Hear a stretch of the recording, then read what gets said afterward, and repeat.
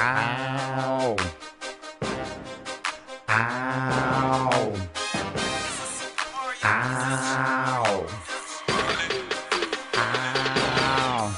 I praise him in the morning, I praise him at night, I praise him in the noon, I'ma praise him with my life. Lord, Lord, Lord, Lord.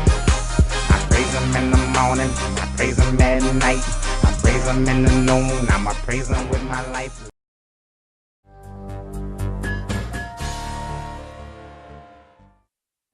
Well, now we're going to travel to Egypt and visit a place called Tel-Amarna. You see there in Middle Egypt, kind of between the more important capital cities of Memphis up to the north and Thebes down to the south. Those were capitals at various points in Egypt's history, but there was a time period where the capital was moved to Middle Egypt, to this place which we call Tel-Amarna, kind of a misnomer. Amarna was the name of the tribe who lived in this area. There was no tell or mound or ruin that was named Amarna, but that name has kind of stuck to the site ever since work first started there. It was actually named Amenhotep by the Egyptians, and you see the Egyptian name listed under the Tel-Amarna name. Well, here is the pharaoh that moved the capital to this area, and he's a very famous pharaoh in Egyptian history. Akhenaten is his name that he took upon himself, but his given name was Amenhotep IV.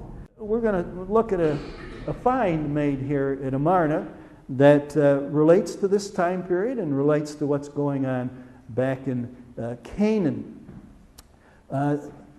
When the archaeologists excavated in this town of Amarna, or this site of Amarna, they discovered some clay tablets there. And actually, they had been found earlier than the time when the archaeologists began work there. The local peasants had come upon these clay tablets, and eventually they found their way into the hands of scholars. Fortunately, I'm sure many were lost, but now we have over 100 of these letters, and they come from Canaanite kings back up in the land of Canaan, where the Israelites had just settled in and were still kind of taking over the various tribal areas. And so these letters are fascinating because they give us a window on what was happening back in Canaan right around 1350 BC, just some 50 years after the Israelites had completed the conquest of the land under Joshua, but they were still struggling to get control and to drive out the Canaanites still there, and fighting with all kinds of forces in that area. So one of the interesting things that keeps cropping up in these letters that are going back to Egypt, back to Akhenaten, is that they speak about someone called the Habiru, who are taking over the land. And I would suggest this is a reference to the Israelites.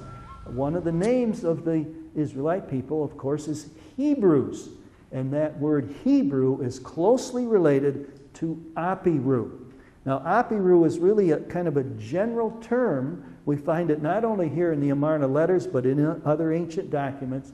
And it has the idea of kind of stateless people, wandering nomads or bandits or something of this sort.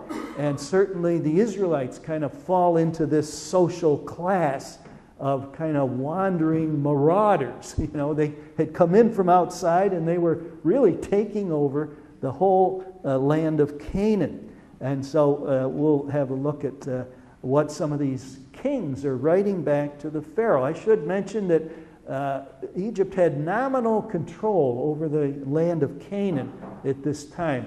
They maintained very tight control on what we would call the lowlands, the coastal area, the Jezreel Valley, but they had very loose control of the highlands, the hill country.